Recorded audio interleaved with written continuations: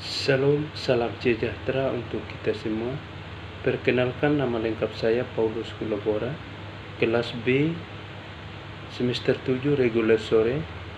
Di sini saya akan membahas tugas review buku yang ke-12 dengan mata kuliah Perencanaan dan Kebijakan Sosial dengan tema Agama, Kebijakan Publik dan Sosial Transformasi di Asia Tenggara. Mengelola keragaman agama adalah multikultural. Asia Tenggara bisa dibilang salah satu kawasan paling beragam di dunia. Populasi subkawasan lebih dari 500 juta orang, mempertahankan berbagai budaya yang berasal dari Cina, Timur Tengah, Arab, Persia, dan Turki, anak benua India, Jawa, Melanesia, dan pengaruh Eropa Barat atau Amerika Akhir, di mana yang terakhir sebagian besar berasal ke tepi wilayah melalui proyek kolonialisme yang luas dan ekspansif. Berlalunya budaya dan pengaruh banyak peradaban besar di wilayah tersebut telah menciptakan permadani yang kaya yang tidak hanya berdampak pada bagaimana orang hidup, berpikir, dan merasa, tetapi juga keyakinan agama dan pandangan dunia mereka. Perpaduan budaya-budaya ini dan bentuk turunannya pada gilirannya telah membentuk masyarakat, ekonomi, dan politik Asia Tenggara kontemporer, memberikan representasi unik dan multikultural yang beragam. Dalam PI Global Survey yang diadakan pada tahun 2012 disebutkan bahwa Asia Tenggara adalah wilayah yang paling beragam di dunia. Meskipun demikian, frasa mengelola keragaman agama menimbulkan serangkaian pertanyaan yang agak praktis. Bagaimana negara mengelola keragaman agama? Bagaimana komunitas berbasis agama dan kelompok atau organisasi keagamaan melibatkan negara? Dan bagaimana mereka menanggapi rekonfigurasi politik atau represi negara yang terus-menerus tidak diragukan lagi di Asia Tenggara?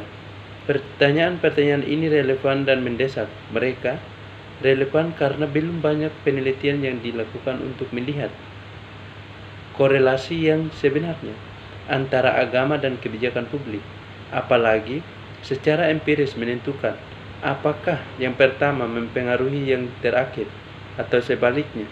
Sementara itu, urgensi menjawab pertanyaan dan tantangan ini akan menjadi pintu masuk untuk lebih memahami hakikat agama di kontemporer Asia Tenggara dan kemampuannya untuk beradaptasi dengan perubahan sosial politik.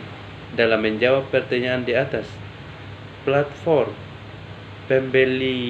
pembelajaran bersama secara tidak sengaja dibangun untuk memungkinkan kita membedakan dan membandingkan berbagai pengalaman hidup beragama oleh komunitas dan organisasi berbasis agama di seluruh dunia atau wilayah. Berpikir tentang agama dan kebijakan publik. Studi tentang agama jarang dianalisis melalui lensa kebijakan publik. Sebaliknya, penelitian kontemporer tentang agama cenderung menghubungkan dengan analisis sosial, politik, budaya, dan bahkan ekonomi. Kecenderungan tersebut telah melahirkan berbagai subdisiplin ilmu yang relatif baru dan pengelompokan ilmiah tentang sejarah agama, sosiologi agama, agama dan politik, studi agama dan lintas budaya, atau agama dan ekonomi. Orang mungkin mengklaim bahwa kategori ini ilmiah terbaru ini terlalu cair dan pada kenyataannya tidak melakukan agama. Namun satu hal yang pasti, agama atau fenomena keagamaan tidak dapat lagi dipahami dengan cukup baik dengan hanya memusatkan perhatian pada teologi, teks sakral atau pendirian yuridisnya pada hal-hal spesifik. yang dihadapi jemaahnya. Agama telah lebih dari sebelumnya dihadapkan pada keharusan postmodern dari studi multi antar trans dan lintas disiplin.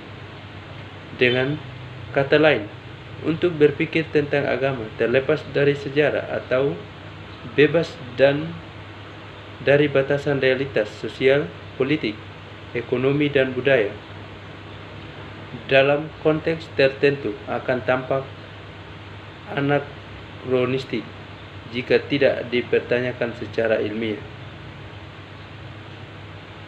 Sekalipun demikian, agama apapun saat ini membutuhkan keterlibatan tradisi teks dan konteks.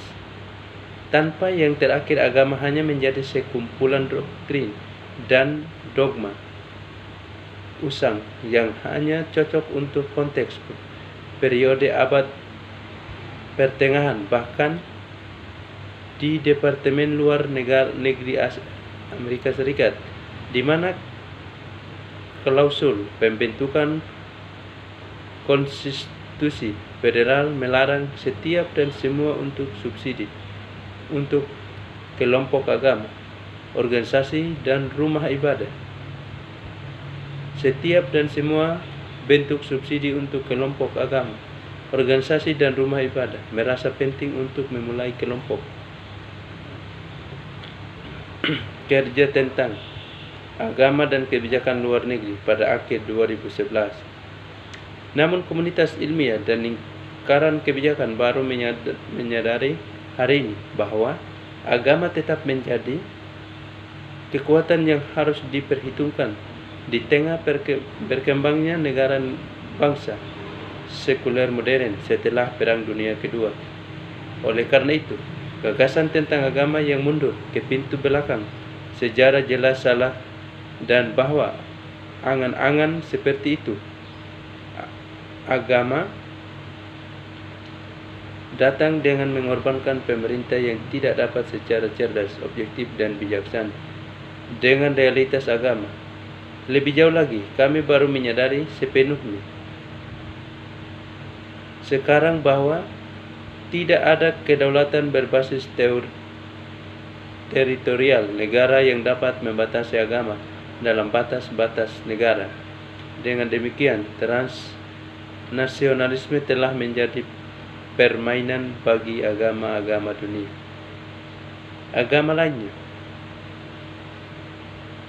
cara lain untuk memeriksa hubungan problematis antara agama dan kebijakan publik adalah menarik garis tipis antara pemerintahan sekuler dan kebijakan negara yang netral secara agama dalam mengelola keragaman agama dan mempromosikan pluralisme. Dengan demikian, kelompok komunitas agama mungkin tidak perlu merasa diremehkan oleh implikasi dan gagasan kotor tentang sekularisme seperti yang sudah banyak diketahui dan disinggung sebelumnya.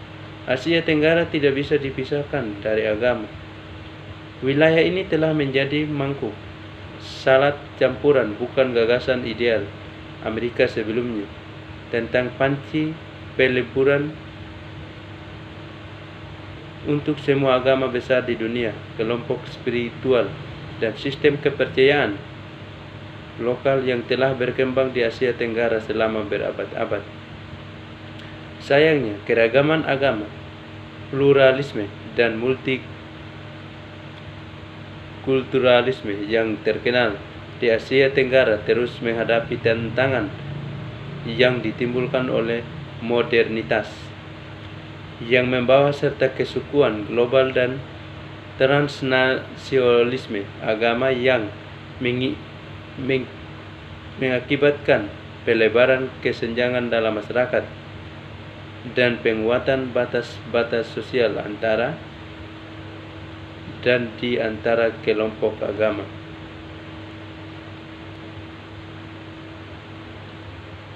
Dengan meningkatnya ketegasan dari berbagai lembaga keagamaan dan meningkatnya intoleransi masyarakat terhadap umat beragama lainnya, tidak heran jika banyak pemerintah di Asia Tenggara merasa sulit untuk melawan tren minoritas kelompok dalam masyarakat, Indonesia dan Malaysia, keduanya merupakan negara mayoritas Muslim, selama dekade terakhir telah menunjukkan peningkatan yang stabil dalam jumlah kasus yang melibatkan penganiayaan dan kriminalisasi terhadap kelompok minoritas. Banyak dari kelompok agama minoritas seperti itu telah mendapatkan bagian yang adil dari rumah ibadah mereka dibakar habis atau dihancurkan, dan para pemimpin dan anggota jemaat mereka diintimidasikan atau dipenjara karena penistaan dan penyimpang dari ortodoksi agama yang mapan yang dianut oleh pemerintah dan dianggap mayoritas. Sekian dan terima kasih. Tuhan memberkati kita semua.